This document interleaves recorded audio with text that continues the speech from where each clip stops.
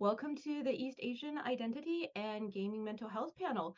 This is a part of the Take This Identity and Gaming Mental Health series, which is funded by Riot Games.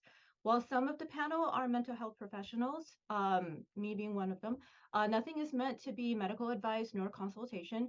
If you have personal concerns, please check in with your own doctors, therapists, and trusted members of your care community. Very quickly, I am Lucia. I'm going to be your moderator today, and we are here today with the panelists Sebastian, Darby, Monica, and Brian. We'll all introduce ourselves a little bit more in a little bit. But we want to acknowledge that no group is a monolith, and while we hope that this panel is educational and affirming, we cannot cover nor represent the entirety of East Asia. Today, we're primarily speaking to the experiences of some East Asians in North America. We will be holding a lot of intersections and talking about a lot of intersections with the acknowledgement that while systemic issues are pervasive, different people do have different experiences and opinions. Please note that we will be covering some tough topics that include racism, mental health, family, and cultural dynamics. Please take care of yourself as you watch. Please do not hesitate to step away if you ever need to. This is being recorded, so you will be able to watch this later on YouTube in the future. So I'm going to do a quick introduction for myself. So I'm Lucia Cheng. I'm your moderator for the panel today. I'm she, her pronoun.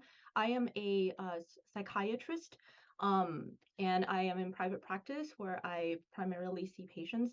And just a quick public service announcement. Anyone who's a little fuzzy on the difference between psychiatrists and psychiatrists, we are physicians, MD or DO degrees, and we primarily do medication management and therapy. Psychologists are either PhD or PsyD degrees, and they primarily do therapy, neuropsych testing, or research.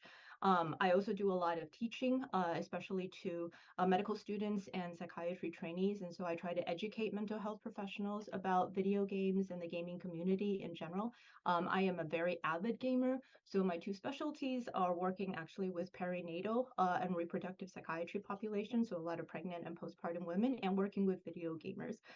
My husband and I actually met over video games, and we have an 8-year-old who knows more Pokemon than I do now, so we are very proud of her. So do a lot of family gaming.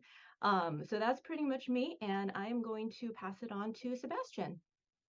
Hello, I'm Sebastian. I use they, them pronouns. I am a tabletop writer, editor, and game designer. I work full-time at Hit Point Press, and my background is in journalism. I've been playing tabletop games for 5 years, and I've been making them for 3 years. Thank you for having me. All right, and Darby. Hi, my name is Darby. I use she, her pronouns. You can find me on the internet as Chaotic Darby on many relevant platforms. I'm the community manager for TTRPG, which is a actual play channel on Twitch that prioritizes giving people from minority backgrounds a place to play. Project manager for a upcoming tabletop role-playing game book called Porcelain Souls. But I'm also a streamer in my own right, and you can find me all over the web doing stuff. So thanks for having me. All right, and Monica? Hi, I'm Monica. I am a video game designer currently working at Pipeworks in Oregon. I'm original from China. I came to America when I was 18 to pursue a life that I couldn't have.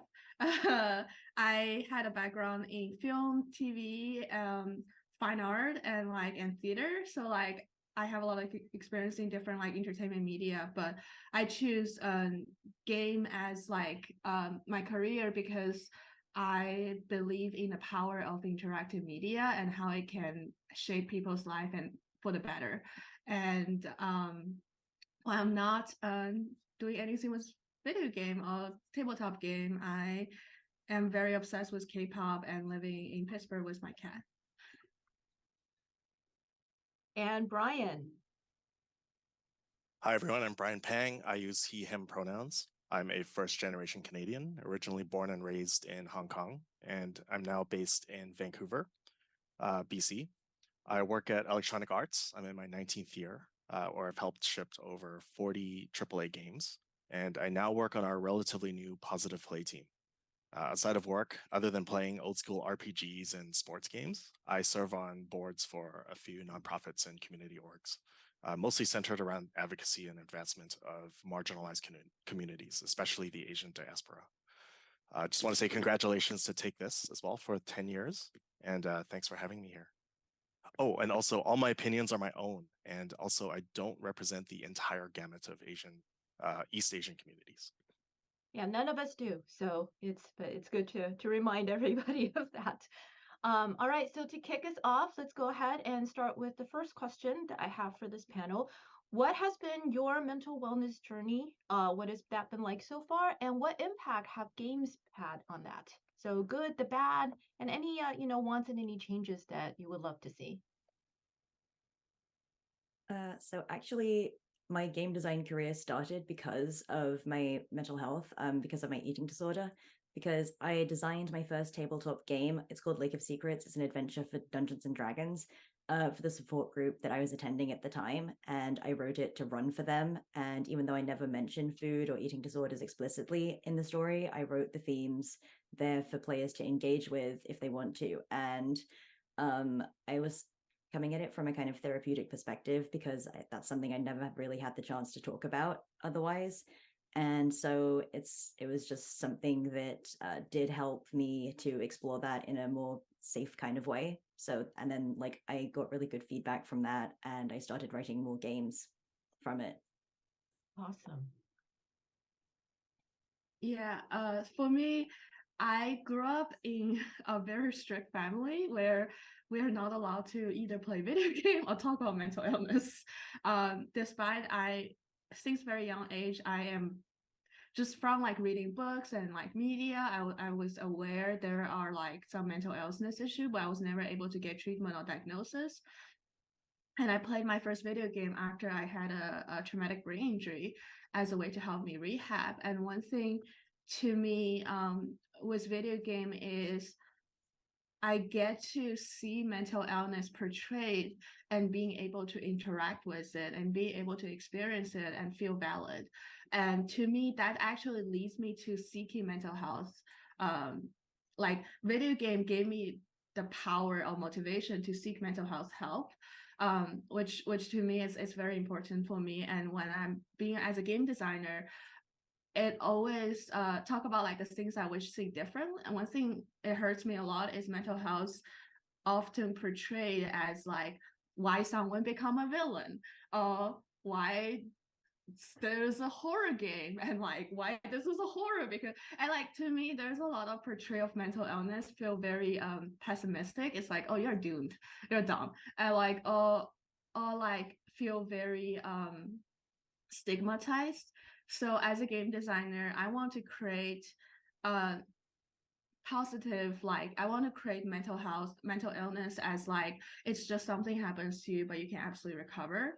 But also like I want to create game that is actually safe for people with mental illness to play, because a lot of in my journey from like trying to understand my own mental illness through video game, I also got through a lot of dark places because the game just does something that triggers me. And so to me, mental health safety is very important in designing game for me.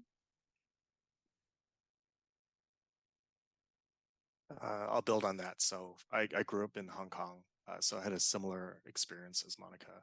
So mental health was mostly a taboo topic for me growing up. So it wasn't until my recent years, but I've always struggled with my mental health journey, how my mental wellness has impacted how I show up and my overall identity. And I also grew up playing all sorts of video games, and I've been very fortunate to be exposed to games with all types of representation and outlets for mental wellness. I've been exposed to many characters, stories, diverse representation, and all of this has helped me with my mental wellness and also being able to express myself in games. And games are also a good form of escapism and entertainment. So I can't overstate how much the games I played influence and shape my perspectives and my values as an adult. So I consider myself extremely fortunate to have been exposed to this type of content. That has me. I've, especially during the pandemic, tabletop role-playing games have been like such a huge medium for me to actually talk to other human beings. I've made, which part of my mental health, a lot of what my brain will tell me to do is isolate and not talk to people, because it'll tell me all the horrible things that I think about myself are completely true, and that if I hang around these people, they'll tell that to my face.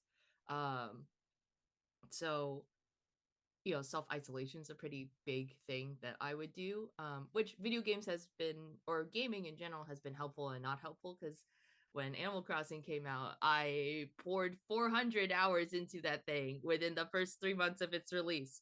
I did not talk to anybody if I played Animal Crossing. I was like, focus on my island, catch all the fish, catch all the bugs. But at least for me, tabletop role-playing games have been a really great medium for me to actually speak to people. It encourages me to engage with people and engage with like concepts and ideas and situations where I get to play it out and be like, okay, if this happened in real life, this is how I would do this. The constant, instead of pretending in the shower I'm having conversations with other people, I get to actually just have those conversations. And it's been important for me to actually speak to other people, instead of locking myself down. So yeah, that's what I've got. Yeah, I don't think you're the only one who spent hundreds of hours playing Animal Crossing over COVID pandemic. I think that was kind of a national phenomenon, if not international. There, absolutely. The perfect timing, just by happenstance, that it comes out like right when, at least for the US, like lockdown was starting to really happen. It's just like, by the way, here's this game where you can pretend you're going outside and talking to people. I mean, there's a reason why you couldn't find a Nintendo Switch to buy for like the first, year and a half into COVID.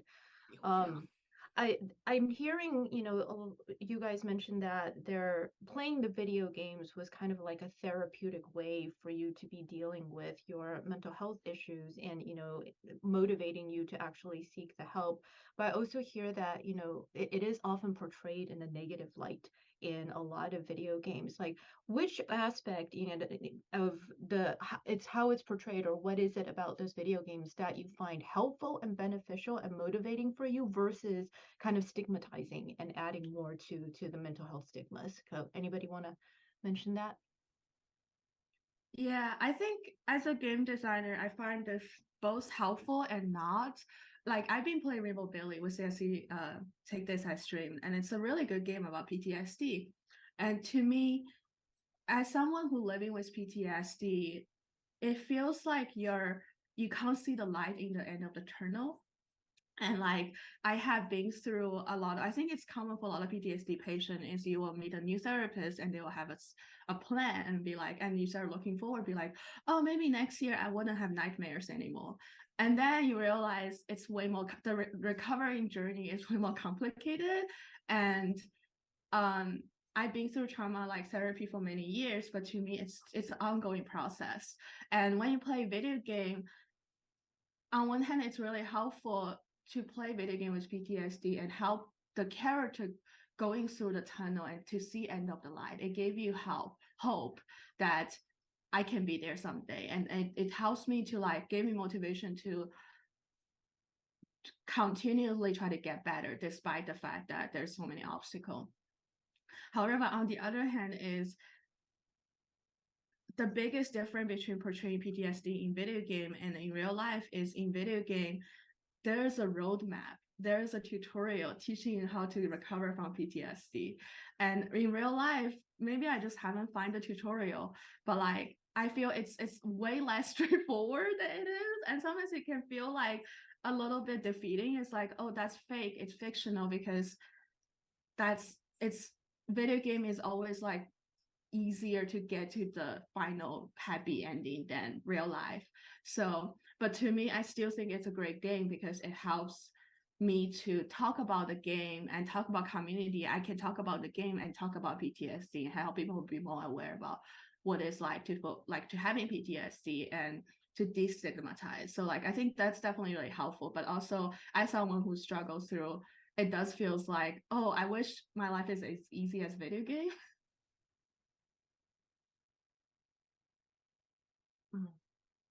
I'll build on that too. So I think it's important to highlight the positive power of gaming. And this is really a testament to all game designers, past and present. Games are one of the very few platforms for all people to connect and interact with each other, and they really have fun, right? And I think a lot of games are mostly universal. And again, it's important for us as game makers to ensure that we're perpetuating the inclusivity and the making sure we're creating games that are for everyone and not just for specific cohorts and communities. I can't necessarily speak to the video game side, but I know for tabletop games, like the appeal to me is role playing as a character and embodying that person. And so I feel like that gives me a lot of narrative control. So if I want to make a character who would have in real life, like things analogous to mental illness, then I get to choose how that manifests in their behavior. And so that is the kind of portrayal that I can create for myself. And so it doesn't necessarily have to be like, oh, mental illness is being portrayed as evil or bad, or this is an unrealistic expectation of recovery. It can just be a complex and multifaceted person who I've chosen to create. So that has been very helpful, to be somebody who has the agency to act in those kinds of ways in a fictional setting.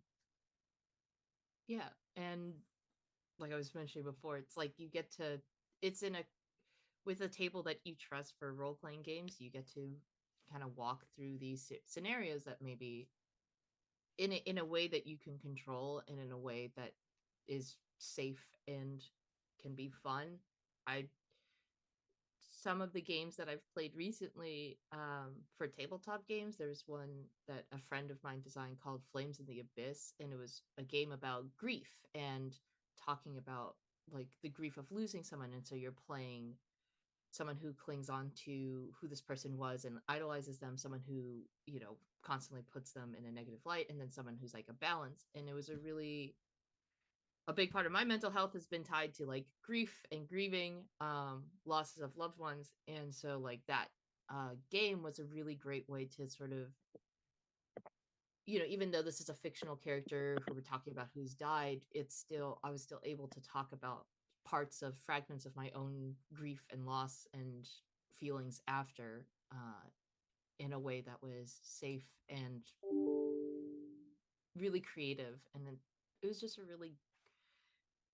it has been a great way to sort of explore these topics that sometimes are hard to talk about with other people or hard to explore in ways that feel comfortable, I guess. So Yeah, I feel one thing like I hear a lot from all of us is, and as a game designer, I'm fully aware it's easy to fall into the dichotomy of good versus evil, because that's how story are tell, like hero's journey, and there's a hero and then we need to like conquer. But like in order for a game to be better for mental health and like to tell better story is to create complex character that isn't necessarily perfect or evil, but like rather they're just a person on their own journey, and creating character that is complex and have like ambiguity helps player to get to relate to the character, but also like it helps to destigmatize mental illness. I love that, because you're right. It's never binary. It's never just purely good versus purely evil. And a game that does that really well from my perspective is Final Fantasy VII, where the protagonist and antagonist have gone through a huge life journey and a lot of different um, grief experiences and all sorts of experiences throughout their lives. And the story writers did such an amazing job just portraying how, and revealing that to the player as well. So it starts off as a good versus evil, but then you realize how complex the characters really are, the stories. I thought they did that really well. For those of you who talked about the tabletop and the whole point or through the medium of portraying a role-playing character and to be able to play the mental health issues through that character the way that you want, do you find that it makes it more comfortable also for your players to be able to have those discussions? And do you find that they are generally supportive of that? And especially the game master, do the game masters that you've played with generally seem to be pretty able to handle some of the more heavier aspects of your character? I would say so, yes, because the tables that I play with are very conscious about using safety tools and about having continuing conversations about the limits and boundaries of everybody at the table. And so we have collectively agreed upon our lines and veils and like the depth into which we can go about these subjects. So I think that for a lot of us, there is a collective desire to explore these heavier topics, but we've established with individual groups what is and isn't okay to get into. So I think that like with that in mind, it's possible to have varying degrees of explicitness with the characters and with the themes. And I know for myself, I do like to have my characters kind of symptoms manifest in their behavior, but I don't tend to be explicit and have them like acknowledge that they have this kind of mental illness, because honestly, within the world of the game, I don't necessarily know that there is that kind of system of thinking about it. Mm-hmm. So I don't tend to go for it from a clinical perspective. And yeah, like Sebastian said, that as long as you're discussing these things like session zeros or even just a continuous discussion with your game master and other players, like I know many friends who have explored, like, for example, like gender identity through like role-playing games and role-playing different characters of different genders, and then finding out, being able to explore those kind of concepts in a safe space and then learn things about themselves. Or for me, accidentally realizing like, oh, that's a stim that I'm doing. That character is doing a stim. That's a stim I do in real life. Whoops. Learned something new today. But when you have these discussions with your table and your GM, I feel like, yeah, you have the space to explore these kind of concepts in a comfortable way. Do you find yourself learning more about other people's mental health struggles, who also are playing these games, but they have slightly different mental health struggles? Do you find that it kind of supports like mutual empathy?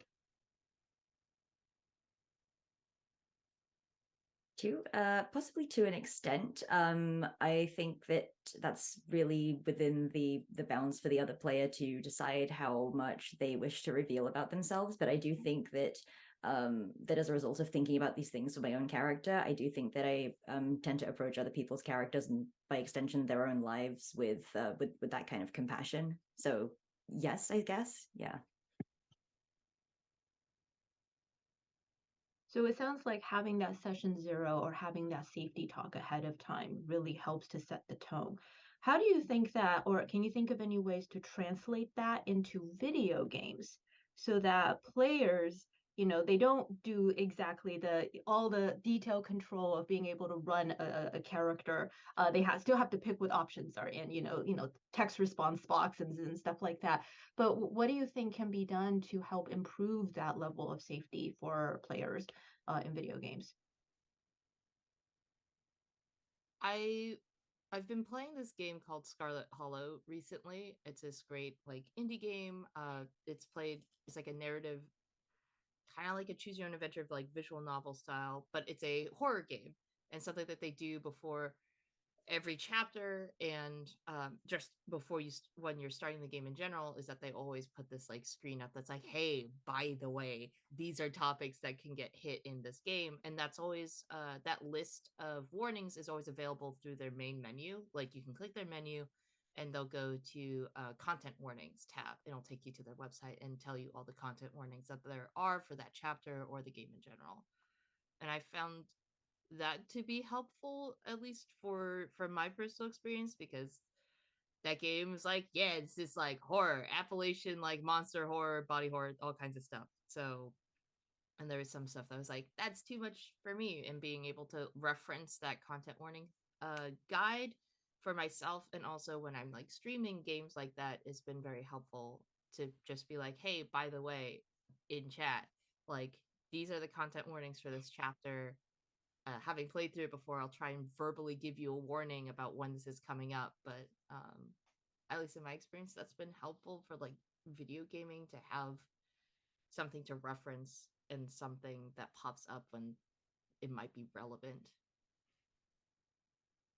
Yeah, and also like I'm a big advocate for accessibility design and also give people inclusive choice. So when I was getting out of an abusive relationship, any type of man screaming is really triggering for me, like angry male scream. And I would really love for game to just like have a button I can turn it off. And like one thing I really love about Grounded is they literally have a setting where if you don't like spiders, you can make them into white blob and like you can enjoy the game that way. So like having options for people to tailor for their own experience are very important, but also like how you portray mental illness in video game is one thing I see a lot in especially multiplayer game is how the system design and the narrative design can largely shape player experience. If the video game the design of the game is you're kicking someone when they're down, you're almost scared to have a gaming community that is not that like forgiving.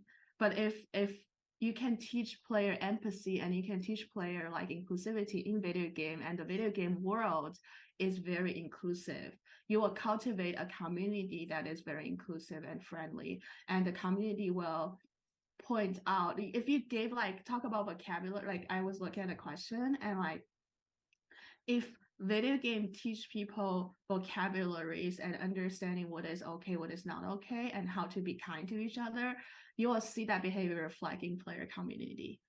So to me, as a game designer, I always feel like it's my responsibility to make sure I am not accidentally creating a toxic community, and knowing like, and there's like a lot of GDC talk, there's a lot of research about this, where like what are good and what are not good. And like people like you, Lucia, who's mental health like expert, are also very helpful. Like I like to consult with mental health expert during my design to make sure I don't accidentally put in things that I shouldn't. I'm glad you brought that up because that's something that, I try to educate my colleagues and other mental health professionals about, that we need to recognize that video games are a growing medium. We're not, this isn't just like Tetris and, Pong and Space Invaders anymore. It's now extremely mainstream. 2 out of 3 people in the US play video games. And we need to be involved in recognizing that there is representation, huge representation of mental health issues in video games. And mental health providers need to respect the video game medium enough to be willing to become involved. But it's a two-way street because not only do the mental health professionals need to be willing to be involved, the game designers need to be cognizant of the fact that they need to think about this as they're planning and designing their video games. And not a lot of game designers do that from what we see. So, that's my next question for everybody, especially for the people involved in game design. Like, how do we improve that culture or that mindset of game developers to be cognizant enough to ask for consultations, to build, safety protocols into the game, toggles that you can turn things on and off? What needs to happen for the video game industry to be cognizant of that? I think taking sensitivity consultants like pretty seriously.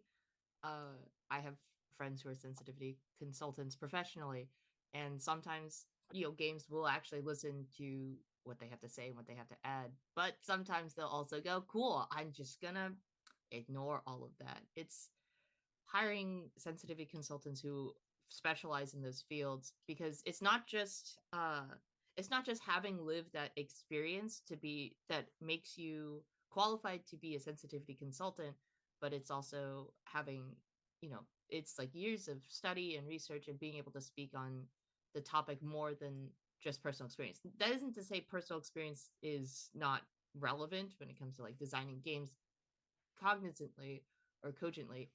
But sensitivity consultancy adds like there's stuff that you might not even think of, that it's your lived experience, but just like concepts and history that is just not something you ever knew. And the purpose of a sensitivity consultant is to be, I'm the person who knows, right?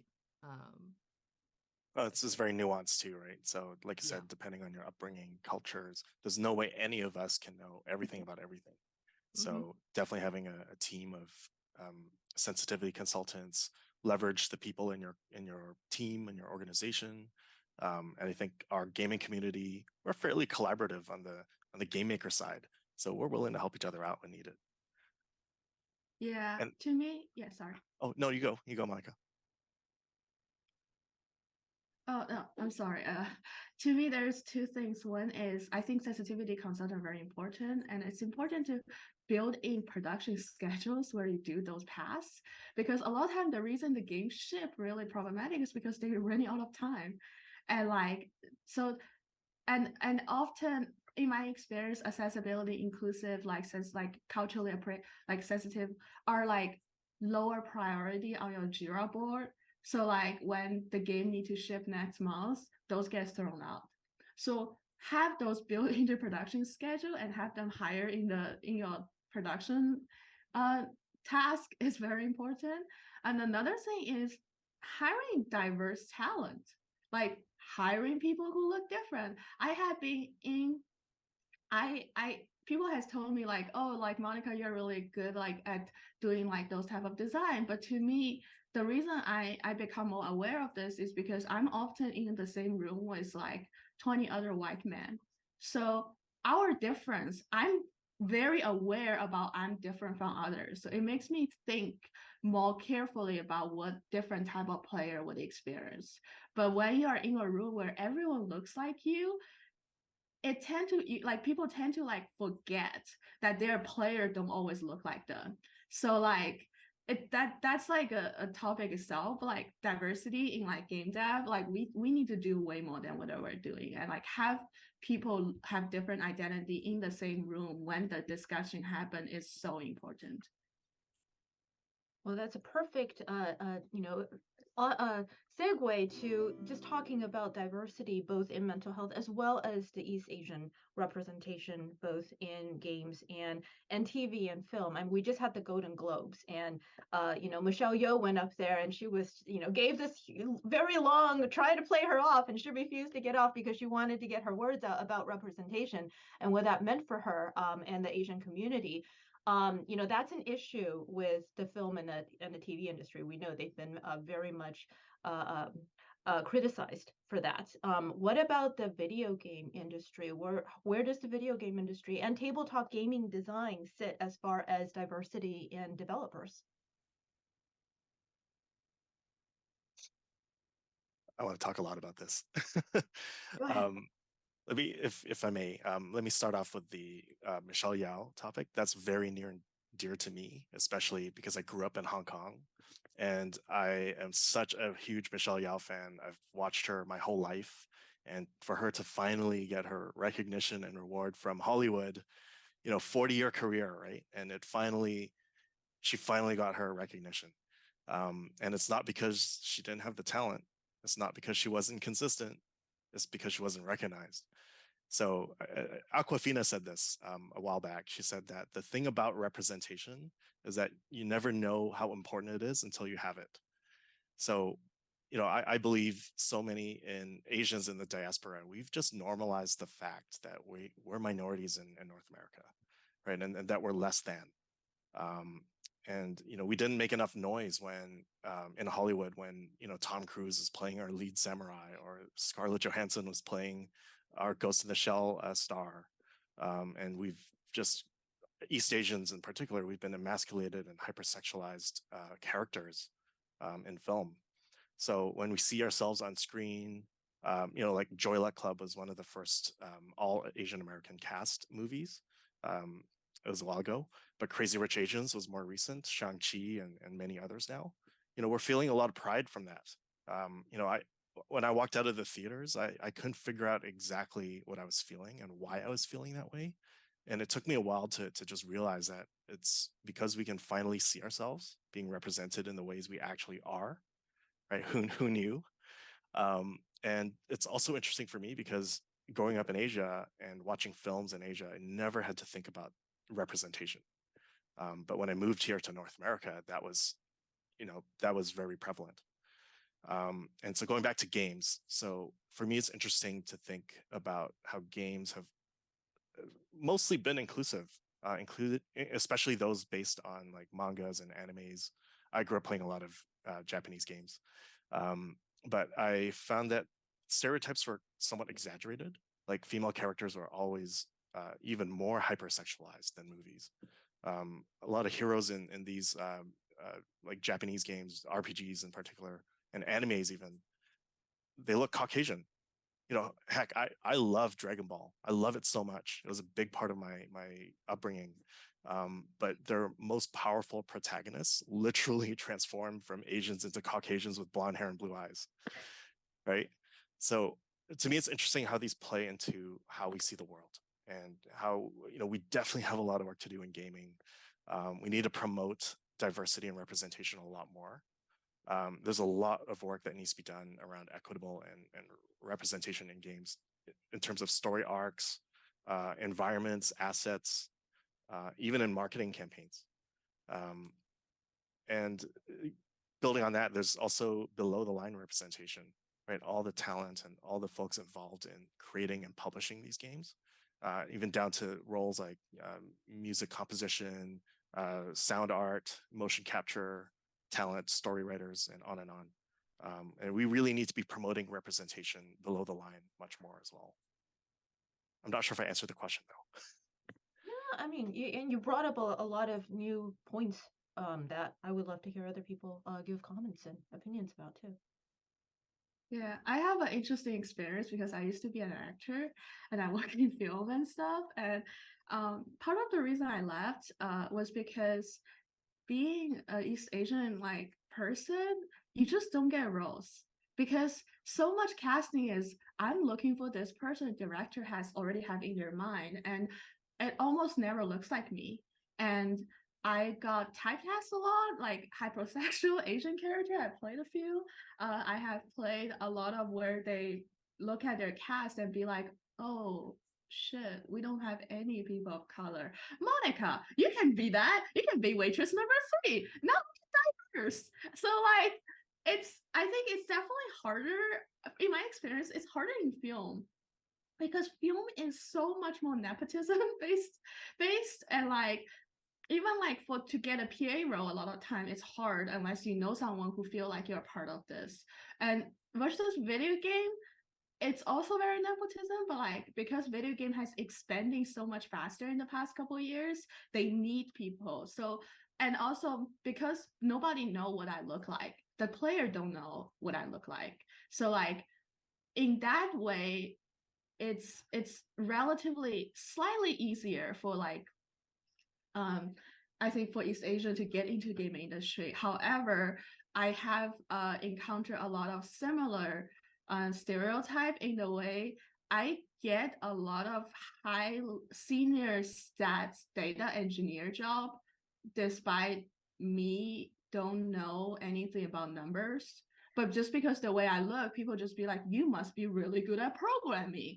And like, it's always interesting to me because like, there's a lot of assumption about like my trade and my skill, and people are hesitant hiring me in creative role because they were like, you look like you know how to program, but you don't look like you know how to be creative. And so like there's a similar racial stereotype portrayed in video game. And on top of that, being a female presenting Asian person, there's also a lot of like, sometimes people expect I be an anime character, and they will expect me behave the anime character. And then sometimes people will say Monica is hard to work with because I don't meet what they expect how I behave based on my identity. So it's definitely it's I'd say like on one hand you see a lot of East Asian person if you go to GDC and stuff. On the other hand, there's still like at least in the video game sphere, it's still very hard for East Asian person to get a creative or like any kind of role that does not fit quote unquote a racial stereotype.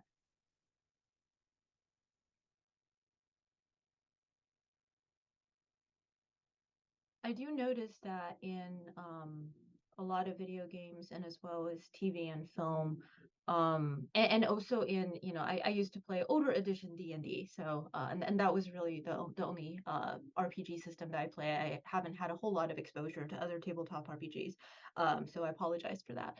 But what I see is, you know, there's also a whole set of stereotypes about East Asians built in, such as, you know, they're the character that knows martial arts. They're the character that, you know, is the anime character, and, you know, behaves and sounds a certain way, or they're the really good with numbers, the math, you know, the programming, the hacking.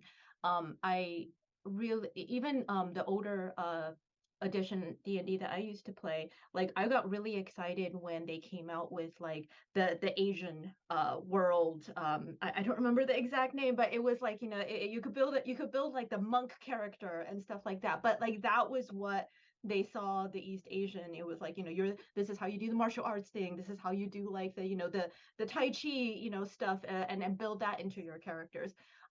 It is quite stereotype, and I've always valued and really appreciated any shows that were just like normal slice of life, you know, type shows, like Fresh Off the Boat. I really enjoyed because first of all, the family was based in Taiwan, Taiwanese family, which is very much me. And there was a lot of stereotypes built in about, you know, Taiwanese culture, which I appreciated and identified with. But it was great because you kind of saw a family with all forms of characters. And, you know, you had the older son who grew up to be a cook. And, you know, that you had, you know, the different characters who had very different personalities. And they were not the martial arts people. They were not all of them. They were not like the, you know, the really good at math people. They didn't even like math for a lot of those characters and that kind of stuff. I really appreciated that. And you know, Crazy Rich Asians was also very enjoyable for me because you did kind of see the Asians in their culture and you got to see the whole gamut of, you know, them living their lives and what it was like. Even though I always appreciate seeing Asian characters, it does always strike me as like, oh, you see this character as like, you know, 80% of the time that character is going to be like some hidden martial arts expert in that plot or something. What do you think that needs to be done to really expand and remove some of that stereotype?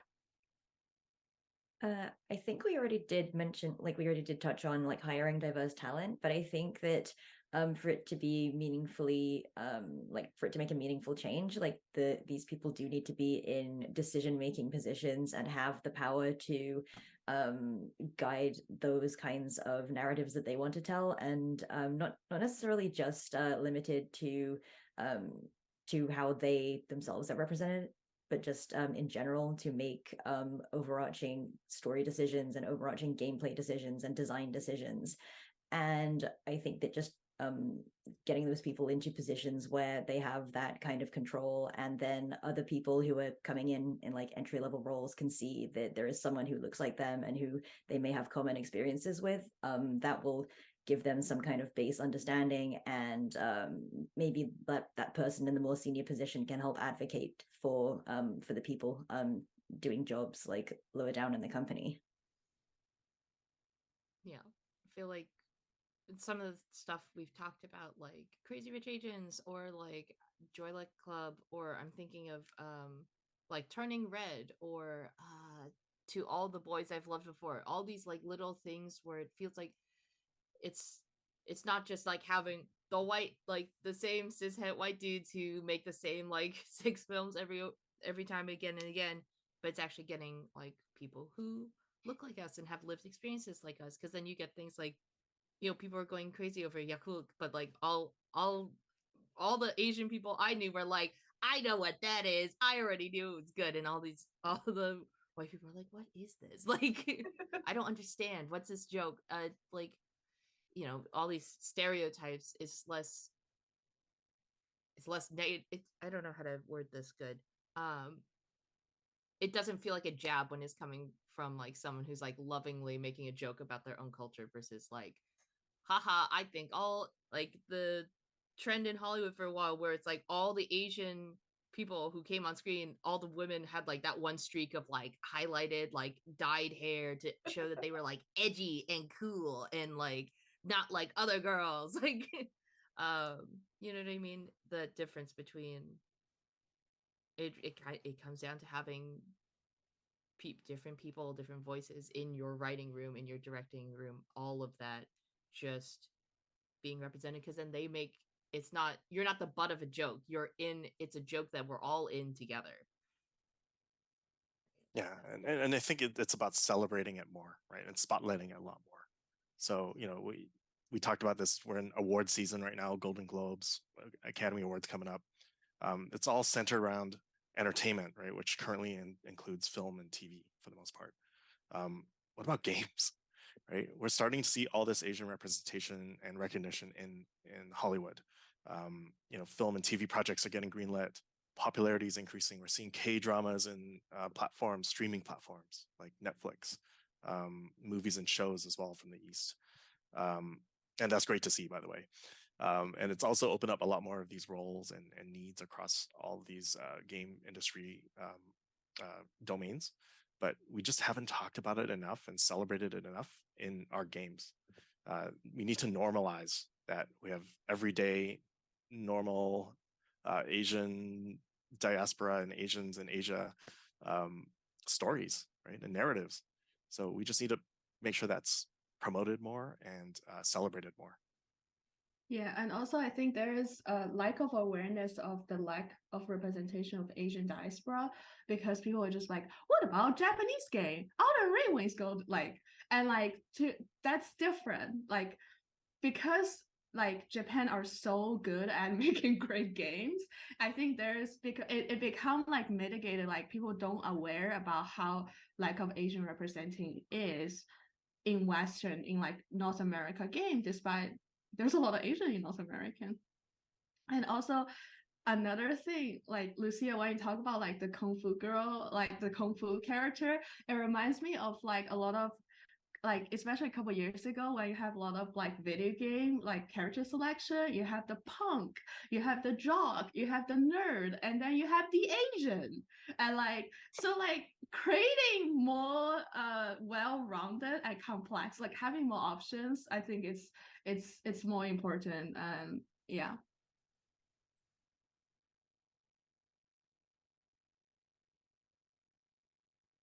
So a corollary to that, like Sebastian had made that comment about needing to be in the leadership roles in order to promote the diversity. How difficult is it to get into a leadership role as an East Asian? It's Extremely really hard. It's really hard, and it takes longer because in my experience, so many video game is a teamwork, and so much leadership is performance review or how much people like you, and like which when you look different than others, you tend to not get, oh, I love him so much, I want to make him a boss, or like those type of like role. And like I think it's really hard because, as Brian you had mentioned about like emasculation of East Asian in long history, and how video game has been traditional perceived as a masculine media. So like you see a lot of East Asian working really hard and get like jobs in like programming and stuff, but like those people who make creative decision, I think the money people or like the industry as a whole are not ready to trust East Asian making creative decision. And that's very unfortunate. And largely because we look different and we have a different culture. But like, yeah, from my experience, it's extremely hard to get promotions and to like climb up the ladder as an East Asian person. Yeah, especially in North America. So I'm not sure if everyone is aware of some of the statistics. I won't go in depth here, but we definitely have a vast underrepresentation of East Asians in Fortune 1000 board seats, C-suites, board levels and C-suites. So, the numbers are pretty staggering. We're overrepresented in the workforce in general in the US. So numbers, I'll give you some numbers. So Asian Americans are 5.6% of the US population. The workforce is around 13.7%, and numbers in the C-suite is less than 2% in Fortune 1000. And it's much, much less for East Asian women. So that is something that really, really needs to get solved. When I look at tech, and I'm not talking about games specifically, but in tech, Silicon Valley, the Asian representation in the workforce is actually significantly higher.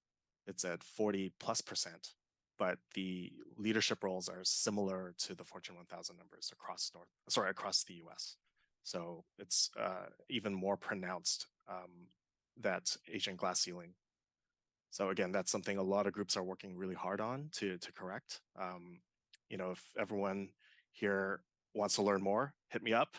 But there's definitely a lot of work that needs to be done. Yeah, I live in Silicon Valley, and I definitely see that. Yeah, I definitely have the experience whenever I go to GDC and meet another East Asian game designer who's also a woman. We immediately become best friends because there's so few of us. And they're like, oh my God, you made it too. And we just keep congratulating each other for anything because it's so hard to get here. Yeah. In some ways, that's why it's, at least for me, this is why I do the work that I do, is I want to make sure we're represented in all facets, including on screen, because I feel that there's so much influence in games and film, TV. But we all talked about this earlier. Games are rising in prominence, right? There are more and more people playing games. People at all age groups, at all cohorts, all intersectionalities. So, and that's just going to grow. It's already hyper growth mode right now. So there's a lot of, we'll probably get into this later, but there's a lot of ways for us to influence how people see the world through video games and tabletop games. So what about the tabletop game upper level management and leadership decision-making skills? Like how diverse are those right now, and how hard is it for East Asians to get one of those positions?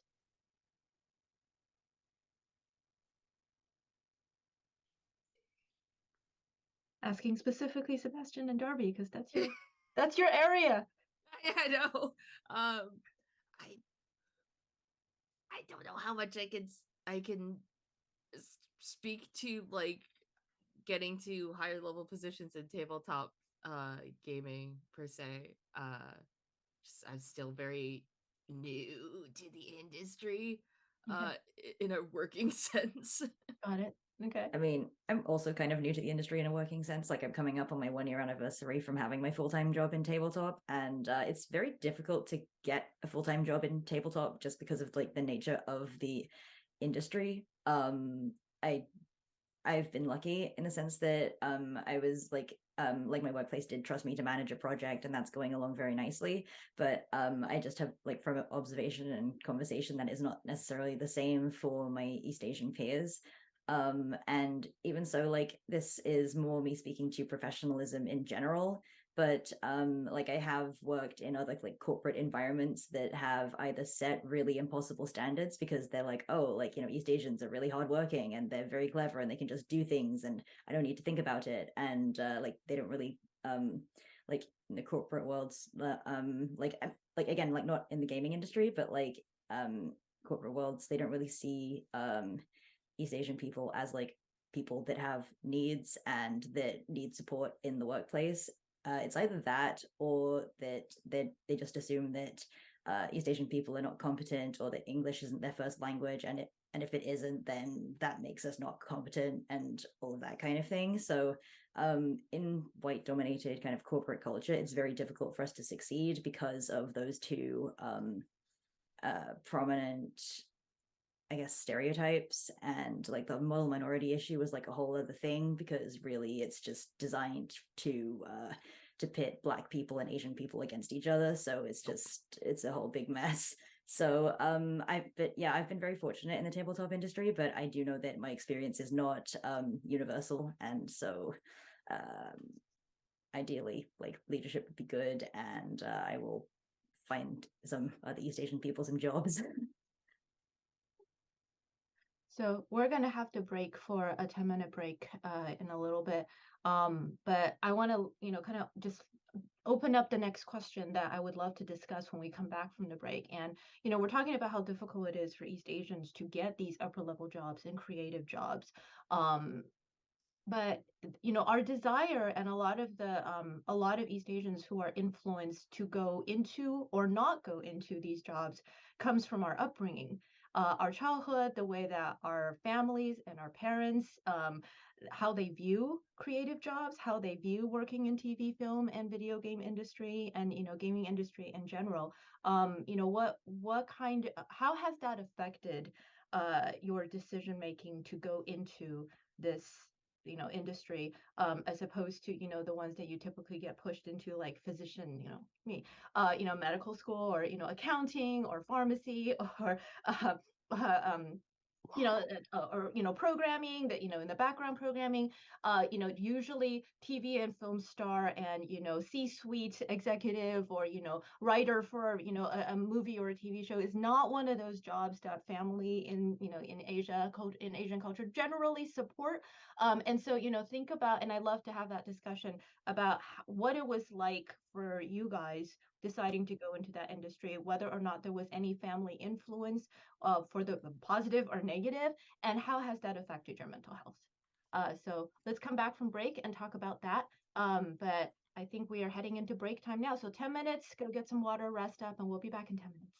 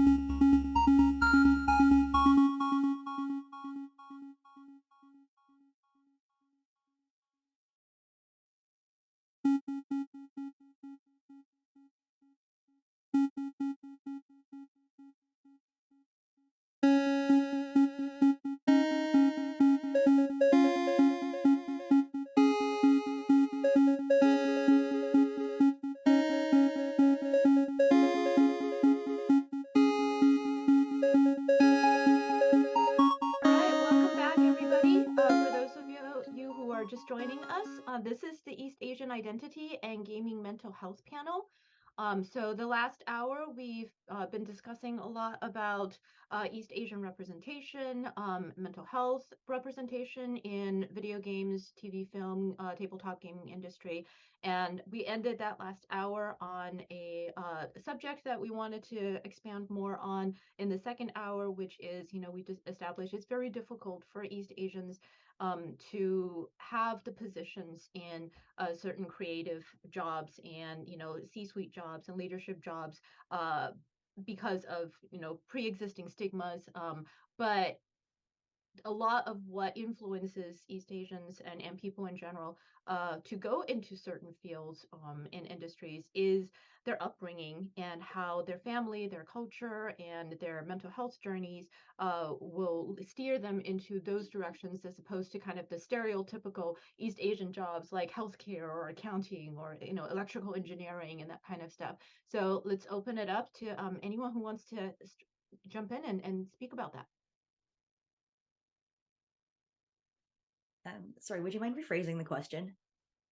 Sure. So, we wanted to talk about how for those people the East Asians who want to go into a job of creative content producing or, writing for video games or TV media, content creation, some of the less stereotypical jobs where a lot of East Asian culture, the tiger moms tend to push their kids into, what is it about your upbringing, about your personal mental wellness journey that would steer you into wanting to go into that industry, both positive aspects and the negative aspects. Right.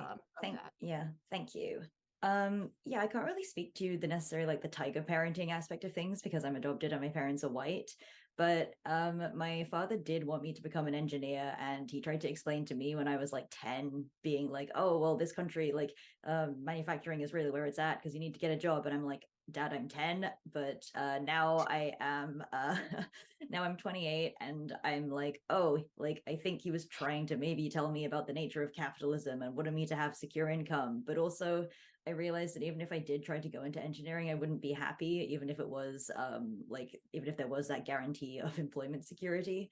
So like my background actually is in journalism, and then I did freelance game design for a while, and then I ended up in the position that I'm in. So I don't think my parents understand my job at all. They're like, oh, you write books for games, but you don't actually write the gameplay. And I'm like, no, I do, but like everyone else kind of plays the game and makes it up as they go along, and it's difficult to explain the concept of an RPG. But ultimately I'm happy to be doing something that is creative and something that I enjoy doing, because I think that is a privilege that many people don't have. They will just go to work and make money. So but I think that like the issue here is just capitalism and the way that it ties into every other form of oppression, and capitalism just leads to very poor mental health. And so in the times that I've talked about it, like my issues with my therapist, she's been like, oh, think about the things you can control, and I'm like, I actually can't control the capitalism and such like. And so honestly, those conditions really need to improve before like my mental health can improve, because I feel like I'm doing all of the work that I can on my end, but there are just some things inherent to capitalism and the way and exploitation of workers, people, and the value of the labor that you can produce for society over just being a person. So that's a problem, really.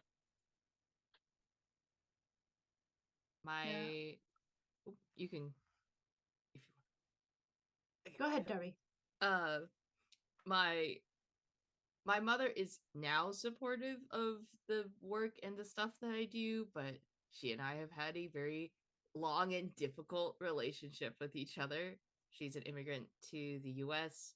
My father who lived in the US for many, many years, passed away when I was 13. And so her relationship with me vis-a-vis like security and education has always been extremely tense. I distinctly remember her saying when I was applying to colleges, Darby, it's okay. You don't have to go to Harvard right away. You can go there for grad school. Like, and, what schools I applied to and how I did in these schools. She was for a very long time had like the stereotype like tiger mom thing. She was never like go be a doctor or an engineer, but she was like you have to like get straight A's in your school, like all of that. I was a history major for context. But after a lot of discussion about like who I am as a person versus like her, she's an artist. I'm like, Mom, are you really going to critique me about like you also went off the beaten path? Like you chicken egg situation, like pot kettle, like hello. And a lot of discussion, you know, being locked in together during the pandemic was both a curse and a blessing, because at the beginning it was really rough. Um and then we talked out our issues, right? And we're able to discuss like my mental health was not great, and a large part of that was because of how my mother used to talk to me and treat me. And then being able to discuss that with her led her to being more supportive of being creative and taking and wanting to use to be in an industry that's more creatively inclined. But I mean,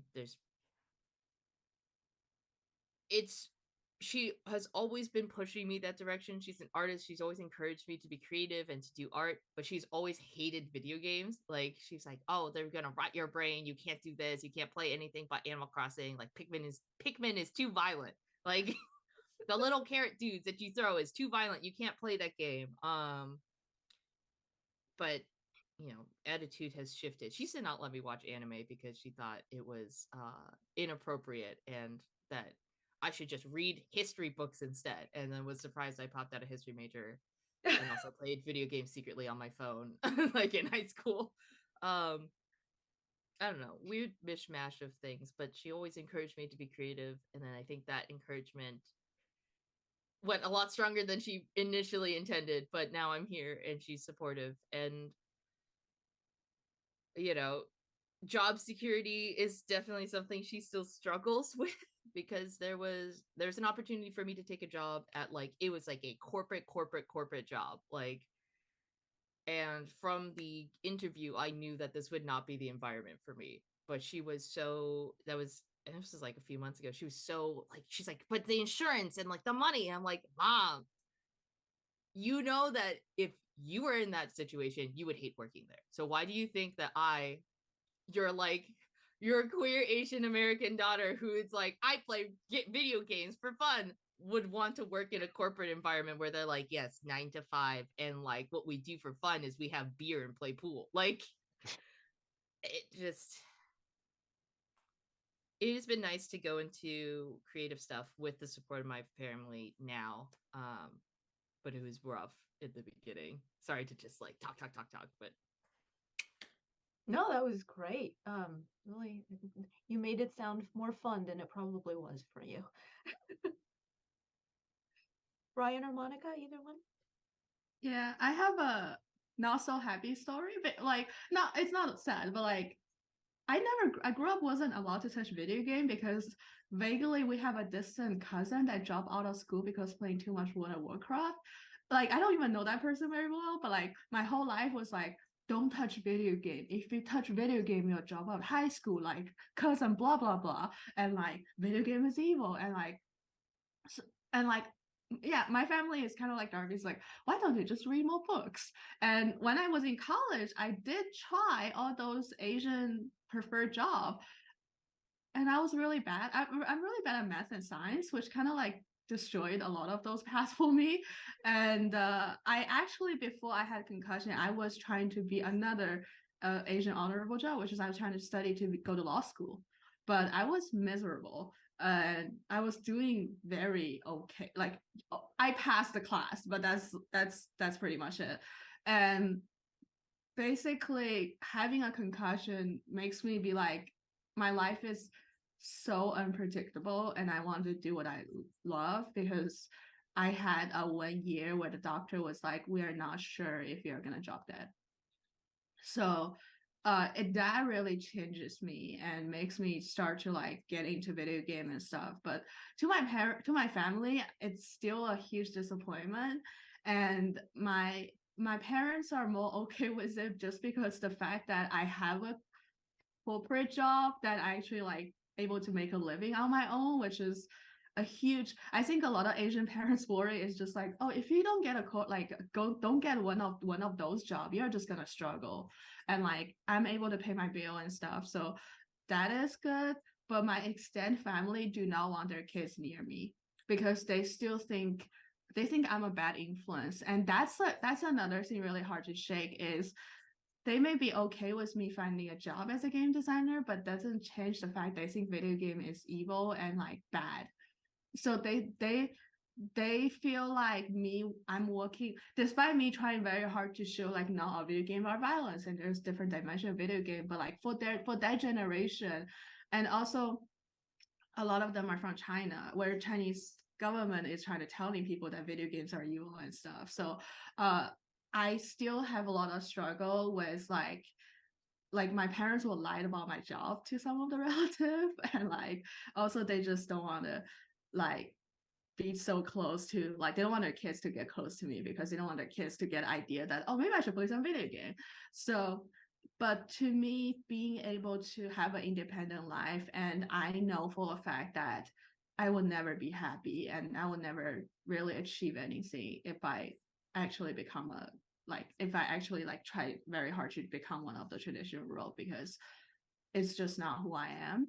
But I can definitely like it's definitely still an ongoing struggle, and I think a lot of East Asian game dev I've met has this struggle with their parents, and but like I still feel extremely lucky to be able to work this job despite the opposition. Yeah, I'll go as well. First of all, thank you for sharing all that, and I'm glad all of you are here. And so I'm just like Monica. I've learned, like, not through my own volition, but through reactions, is that gaming is frequently shamed, right? People who play games. I've heard so many self-help and motivational thought leaders say things like, play less video games and you can be more productive. But I really do think the key is balance, right? And I talked about how games are a form of escapism, and they have also strong educational and mental wellness components. So, and we have an overemphasis in really everywhere around hustle culture, right? So having a bit of escapism in gaming as an outlet with all these benefits is actually quite fantastic. But again, the key is also balance. We don't want to have the World of Warcraft situation where people are dropping out of school. But we got to make sure the gaming and the work balance is also there. And for me, I had a non-linear path to gaming. I've also been in gaming for 19 years now, all with electronic arts. And I didn't start off thinking that this would be the career. I was actually in science. I was also terrible at math, just for the record, just terrible. But I was brilliant at astronomy. So I'm not sure how that correlates, and physics. But I was really like set on becoming an astrophysicist, and then I decided to pivot about halfway through after I learned, and this is definitely societal pressure, but I learned that it was pretty difficult to make a living back then. I'm also a lot older, so back then it was a lot harder to make a living as an astrophysicist.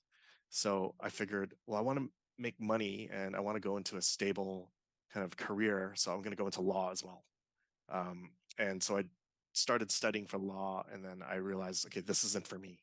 This isn't my personality. I love to, I love to be around people and create things.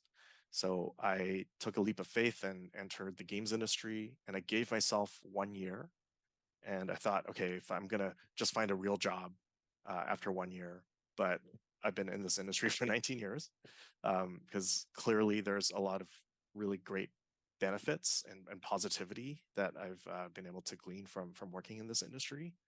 And then kind of tying back to Sebastian's point, it might be a symptom of capitalism because I grew up playing all these games and I learned like reward systems and completing levels and completing projects, and all that kind of translated into my work life and how I show up at work. So very cyclic. and so I just really gravitated towards the work that we did in the games industry. And yeah, 19 years later, I can call this a career. But ultimately, I also want to see how we can leverage the platform, right? Leverage the opportunity that we have in this industry to really influence and change things for societal good. And there's a lot we can talk about there. But at the end of the day, I do think that there are a lot of there's a lot of creativity, and I think we're going to talk about the creator economy in a bit, but we have a lot of people who can create in the East Asian communities. So just definitely want to make sure that's upheld. We have a lot of great founders for a lot of great household brands. Examples are YouTube, Twitch, Patreon, and so many others. And we have a lot of creative and games platforms and industries as well that are companies that are operated by Asians too. So we really need to be proud of how we're changing and shaping industries through the work that we do. Right. Well, thank you for sharing all that. I guess I'll share my background a little bit, very briefly. So I actually did end up in one of those East Asian careers. I am in medicine, and my parents definitely pushed that very, very hard. I remember I was in third grade, and my parents sat me down at at the dinner table and said, "You are either going to be a doctor or you're going to be a garbage collector. There are no alternatives. It's one or the other, so you better be the doctor." And as I grew older, I kind of had that in the back of my mind, but I grew up in America. We're immigrants from Taiwan, and so it's very much that culture coming over with us. But as I grew older and I was looking at, you can like major in history, you can major in art, you could do all this stuff, like people are ballerinas professionally. It's like there's actual other jobs. So I started thinking when I was early on in high school. I was like, well, what do I really want to go into? Because I know what my parents want me to do, but that's a really long path. Do I really, really, really want to do that? And then I started looking at all the jobs that were out there, and my high school had, those like occupational surveys that you fill out, and then they kind of spit out like a short list of these are the jobs that are fit your personality and skills and stuff like that. I took one of those, and a couple of them was like, oh, you could be a accountant. I was pretty good at math. I was good at math up until I hit calculus, and then the world fell apart, and then I was like, okay, that's never gonna work. And I really enjoy music. It was like, well, you can try to be a musician, but I was like, I know I'm not that good. That's not gonna work either.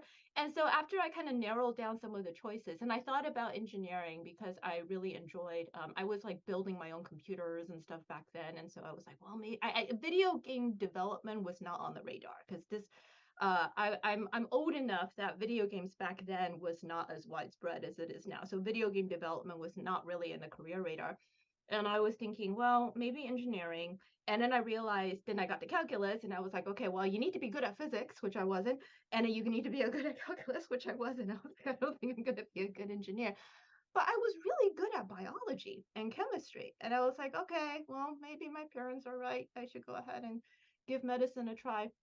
I spent my senior year of high school. I took one of those like occupational training classes that my high school had, and I went into medical assistant.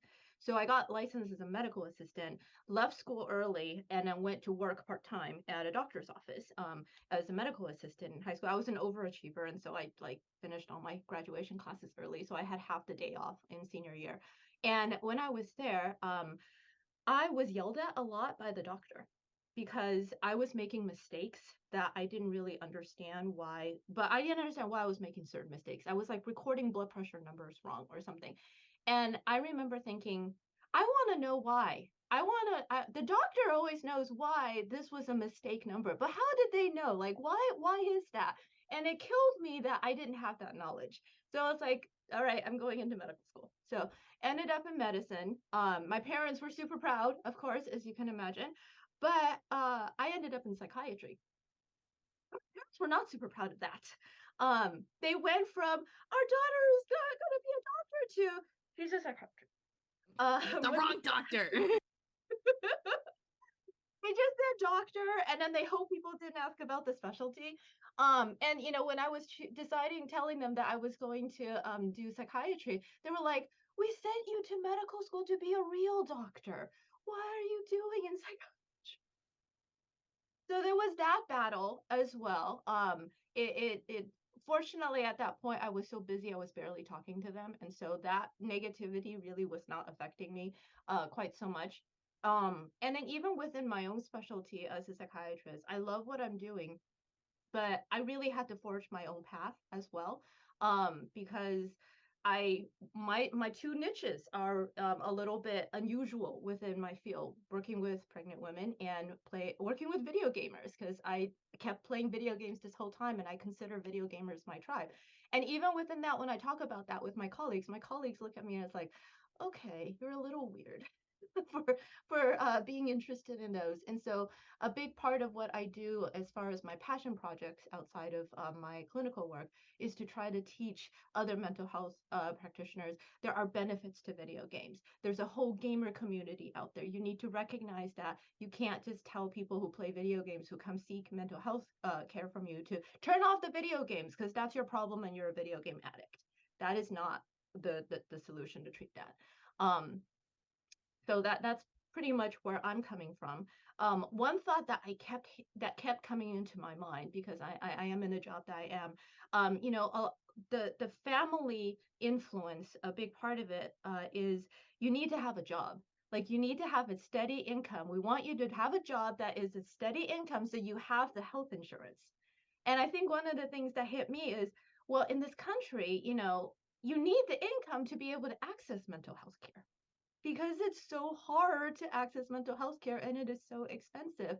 And so it's almost kind of like a catch-22, where it would harm your mental health to get a job that comes with all the nice salary and stuff, because it may not necessarily be the job that you want to do. But if you don't have the job and you're having the mental health struggles, then you can't afford to pay for it. Also, yeah, I think a lot of my experience with like why East Asian family are so against video game is, to me, if you're a doctor, someone is sick, their arms are broken, you fix them, their arms not broken, you're like, oh, my kid has saved someone's life. But there's isn't that much, like, to me, like as a game designer, my job is to create fun.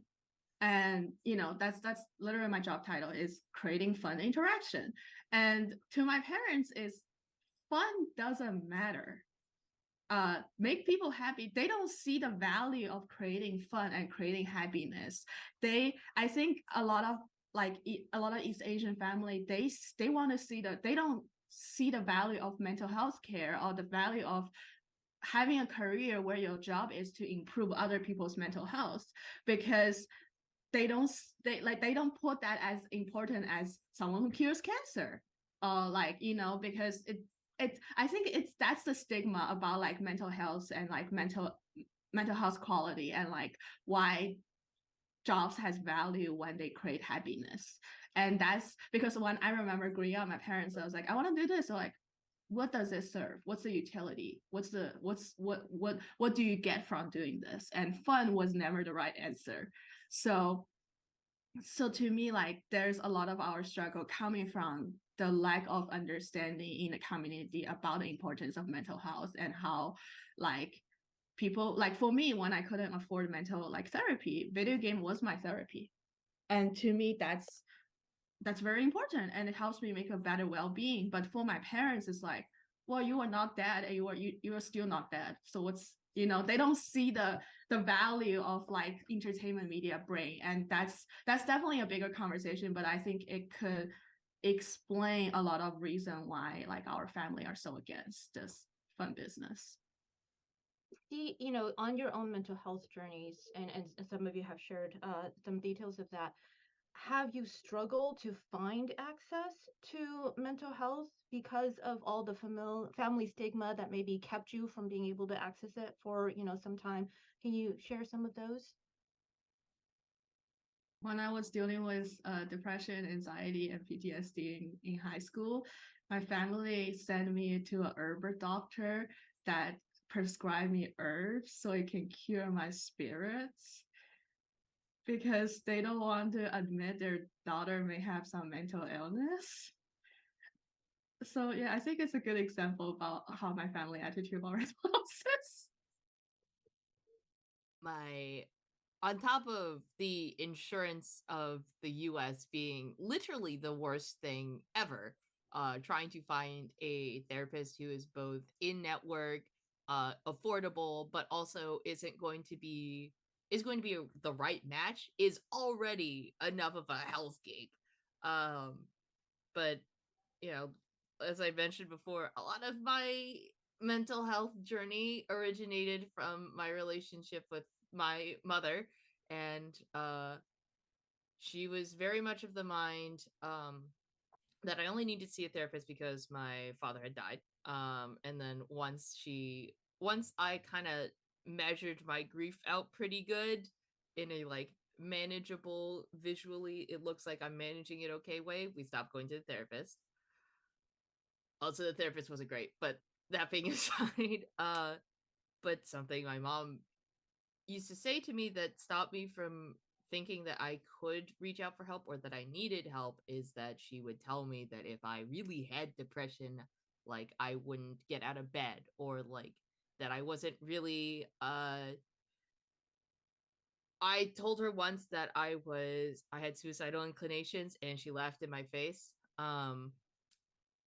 Later on when we talked about it, she told me that other people had told her all teenagers just talk like that. Like all teenagers will just say stuff like that. So they're not really serious about it. And so she took that to heart and thus reacted the way she did, which she has now acknowledged. She was like, that was wrong, because then I talked about like open up about college, like my mental health was really bad because I was friends with all these people, all these white dudes who, surprise, surprise, were not great about the race thing, or treating women right. And particularly one of them would always say these horrible things, and everyone else just stood around silently while I was the only one tried to say anything like, no, you're actually being a racist, or no, that's actually really sexist, or no, you sound like a horrible person. My mental health was like in a huge ditch, but I didn't think that I could reach out for help, because I thought, well, if I was really like depressed, I would be doing these things. And that for a really long time stopped me for reaching out for help. Or I started seeing a therapist in college because my college had on-site therapists, but they're always so busy because there was like literally only 3 of them for 2,000 students. So I'd skip sessions, or all kinds of stuff. It was, in that regards to my family, it was hard to seek out mental health because for many years I was told that I didn't need any, because if it was real, then I would reflect different symptoms. And it still is a struggle sometimes today to be like, no, I really do need help, or like, no, this is really serious, because I just constantly think like, well, I don't really need help. It wasn't that bad, or like, if it was really that bad, other people have it worse, the classic talking down your own experiences. But Gaslighting. gaslighting. Yay. I Yeah, know I the think- U.S. healthcare system sucks for mental Yes, health. terrible. Sebastian and Brian have, the benefit of being in a Canadian system, which I know nothing about. So, what was it like for you guys to access mental health treatment? I'll go first. I mean, it's not that much better, but at the end of the day, I think we definitely have a mental health crisis for East Asian people in general. And first of all, it pains me to hear all this gaslighting and the experience, and I certainly lived through that as well. And I would just implore anyone who's in the business of game making or creating content, or any leader in this industry, even if you're leading without a title, right? We can all affect change here, and let's make sure we're creating great content and experiences, and building our teams up too with a lot of psychological safety. It's our responsibility to do that. So let's make sure we're sharing feedback. Let's work together. Let's uplift, advance each other. But we got to help out, especially our next few generations. There's definitely a mental health crisis, and we have to tackle that, right? It's urgent. Yeah. I want to touch on one thing Darby said is racism as an East Asian. And like to me, that has impact a lot. Like I realized a lot of mental health issue I was dealing with was because of racism. But um I'm from the like back in I don't know if you guys remember, but like maybe I'm older, but like when I was younger, there was this idea, it's like you can't be racist to Asians. And like, the like Sebastian, you mentioned the model minority model. And like so it's really hard to talk about, and I didn't even realize how much racism remark I was receiving. I just take it all personally because like it's real. I did it wasn't until last year where I meet actually East Asian people from game development where we talk about a lot of treatment. I was like, oh, it's not just me. But for a long time it's like my family does not really know how to talk about racism, and they just try to pretend that doesn't exist. But like when it comes to finding care, is I haven't had a lot of good luck finding actually like therapists from East Asian. Like I had a psychiatrist from East Asian background, and that was really helpful. But it's really hard to find like therapists from East Asian background, and it's really hard to talk about racism as an East Asian with a white therapist, because they can empathize with you, but they can't understand you, and also racism towards East Asian looks very different from like other type of racism. So I think one hard thing finding mental health is, other than the fact that it's basically a hellscape trying to get help, is even receiving mental health, it can still feel very isolating because the people who's giving you care do not fully understand what you are going through. That's a really good point. And Sebastian, did you want to share any details about your struggles trying to access mental health? Yeah, I think that like I am fortunate in the sense that I have in my adult life been able to navigate the mental health system and receive what I needed, but I think for a long time I was very resistant to the idea of mental health services because when I was growing up, the conversations around mental health and mental illness looked very, very different. And so I didn't see myself reflected in any of the negative stereotypes or the very extreme depictions of someone that had a mental illness. And so I would go, well, I'm not like that person, therefore I don't need to go to therapy because that's something that only people with these very extreme behaviors would do. And I think that the way that we're seeing more people talk and be open about their mental health and mental illness struggles is very helpful because that has helped to dismantle some of those stereotypes that get in the way of people recognizing that they have mental health and mental illness issues.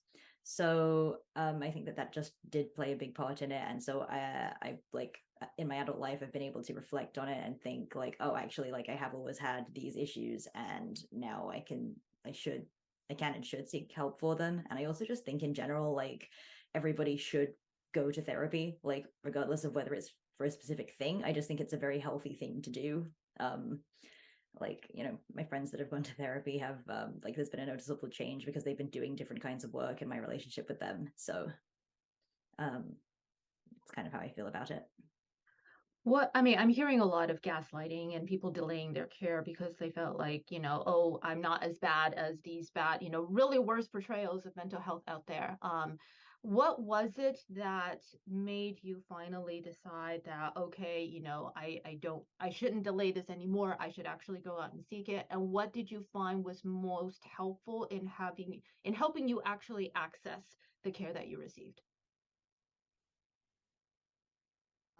For me, the big kicker of like I should see a therapist. I was part of a grief group in college, because I thought it's not therapy, but I'm talking to other people who've also lost somebody, and that was a really great group for me. And then the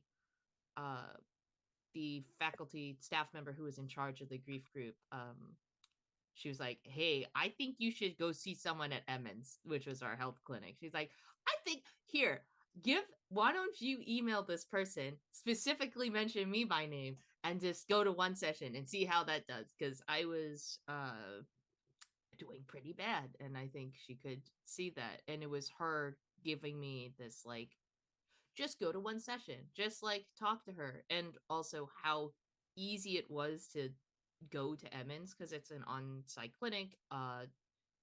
It costs like $5 a session, like and the first 6 sessions for all students at my college was free. So from then on it was like $5, $10.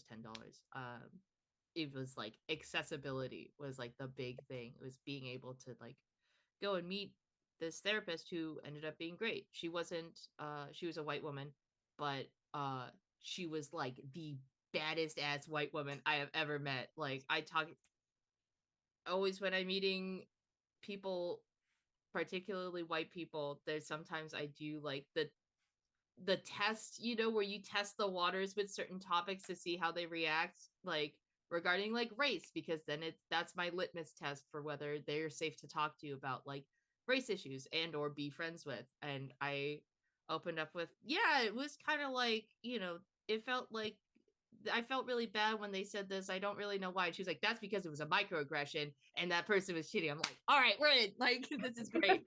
We really vibed. And I don't know, for me, the accessibility, the ease of access to getting help, plus this person being somebody I clicked with like right away, that was like really important for me to stay. Even though I didn't go consistently, I did end up going back there with some frequency over the 4 years I was at college. And that's just, you know, whether I was there all the time or not, it constantly being there was even just the thought of like, I could go in and ask for help was just one of the greatest things that was for my mental health in college. Thank you. So, Yeah, to me, it's telehealth. Telehealth is what saves me because I have this thing when I'm like in depression, when I'm like in a ditch, it's really hard to pick up a phone and talk to people. And for me, I delayed mental health for a long time because I don't have a car, I don't have access, and like having to talk to people and like trying to explain and like Lucia, you know this. The first couple of sessions of like mental health treatment was extremely tough because you have to go through your whole life of trauma for the doctor to understand you. And to me, it's like every time I go through this, I'm reliving my trauma. And that is really hard. And I have so many times I just get in the first couple of sessions and never come back. And one thing that helps me was the access of like telehealth care is like it's the ease to make appointment. Like I don't have to go through like this whole history before I can make my first appointment. But also another thing I would recommend everyone to do is I was extremely lucky that I have a really good friend in college who realized how much help I need, and he called a bunch of people on my behalf. And he scheduled appointment for me, and which leads to my first psychiatry treatment, and which makes me realize I feel happy for the first time in my life. And I was like, I will do this every day. And I start to like actively seeking help. But like the first step was really hard, especially when your family are not helping. So have a friend or have someone who's willing to navigate the first couple of steps with you is incredibly like important for me. So I really appreciate him like for doing this. All right. Thank you for that. Brian or Sebastian?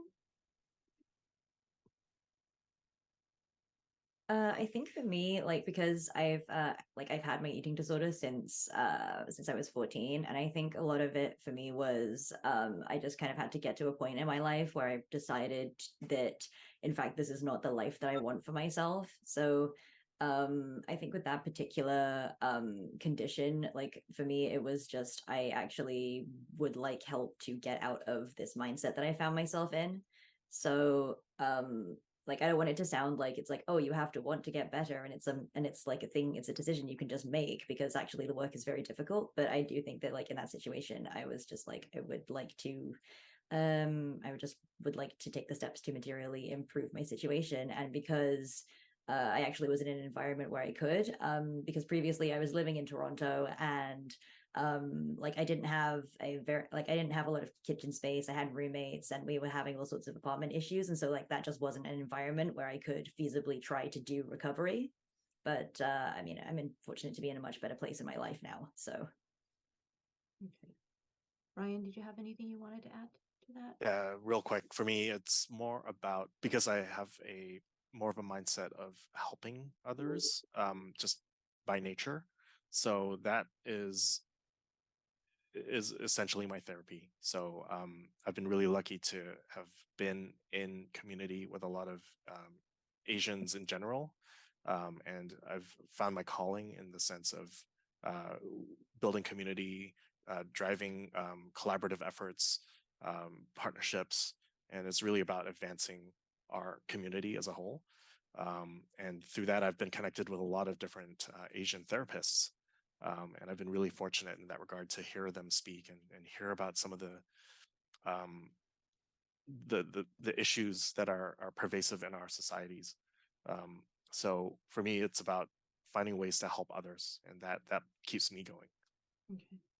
Well, we only have less than 10 minutes left. Let's wrap up with what would you like to see, or how would you like to see things change for the better, either for East Asian representation in gaming or mental health in general, access, anything like that? I would really like for governments to start funding proper mental health programs, and especially recognizing community initiatives that like a lot of our communities have had to create for themselves and put money into those, because these are people that have already been doing the work and that know the problems that the community is facing and that have been well established and built up those kinds of trust and relationships. So really governments just need to give them money to do the work that they need to do, honestly. I completely agree. +1. Yeah, I want to say, please, please, please hire diverse talent and cultivate them. You can't blame that there's no leadership of minority role when you don't willing to train a junior.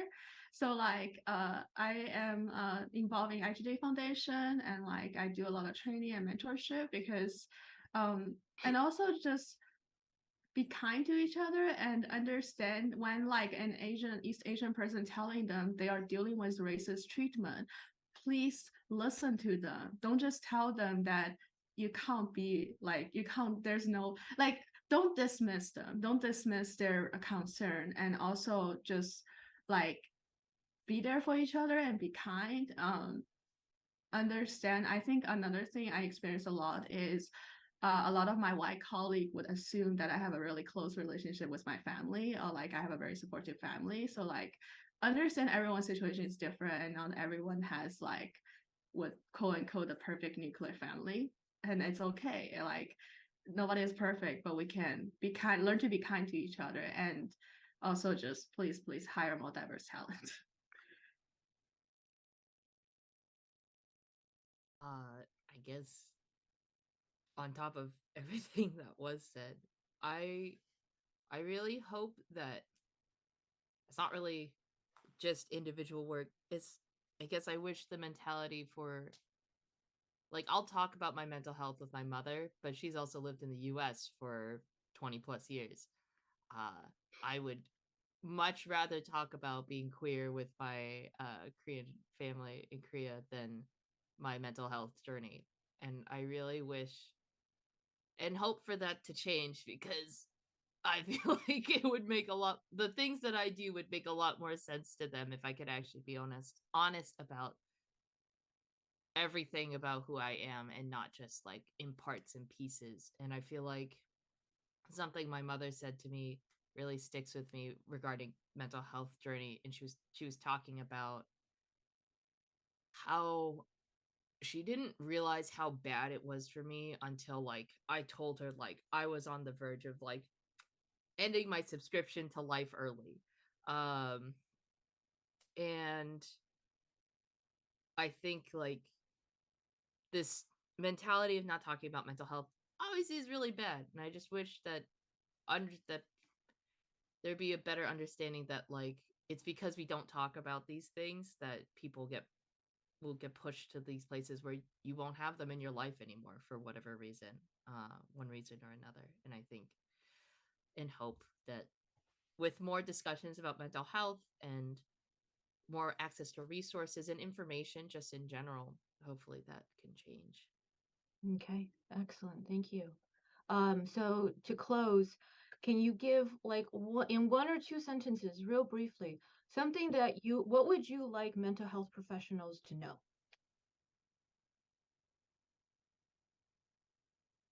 I would like mental health professionals to know and respect that there are a lot of things that are beyond our control that do contribute to mental health, and I would really like for them to be on board with dismantling those systems like capitalism and colonialism. I would love one thing. I get a lot of advice from mental health professional to cut off my family, because cut off, like they were like, oh, this is toxic to you, and cut off. And I want them to understand that different culture has different like things, and what can be a generic suggestion is not really a feasible, helpful suggestion for people with like marginalized identity. And like, don't blame your patient if they can't do what they suggest right away. I would add acknowledging the shame in our cultures and understanding the stereotypes and how these impact us, and help us find ways to cope, but also to overcome.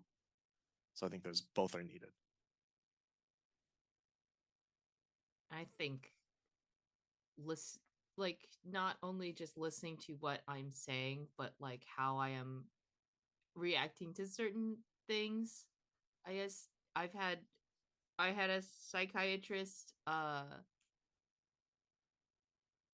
think that the way that I verbally said something, they took it as like face value versus like, I don't know. It was something I later talked to a later therapist, and they're like, yeah, the way that you're talking about it now, if you're saying that this is like how you talked about it, like everything about your body language says like, stop, like bad, that there's something not right here. And I don't know, like there's a lot of things I feel like I'm trained to not say, like not talk about, like, oh, this is just not something you should talk about, like this is not like something you should talk about with anyone ever. And I feel like I would just have liked just the mental health professionals, some of the ones I've seen before, to have picked up on some of the cues that I was giving, not just from what I was saying. Well, this basically takes us to the end of our discussion. 2 hours. Thank you for sticking it out with us and lasting the whole time. Thanks to all the panelists for sharing your stories, your thoughts, your opinions, your hopes for East Asian representation and mental health and general cultural opinions and thoughts and everything. And I hope that the viewers had a good time watching us, and you identified with some of these, and feel like that we kind of helped to bring this conversation to add to the conversation, so that there would be more conversations about this in the future, because this is definitely something that needs continued discussion. But I wish you a very happy and safe rest of winter and a wonderful rest of Sunday, and thank you all very much for being here. Have a great day. Take care. Thank you.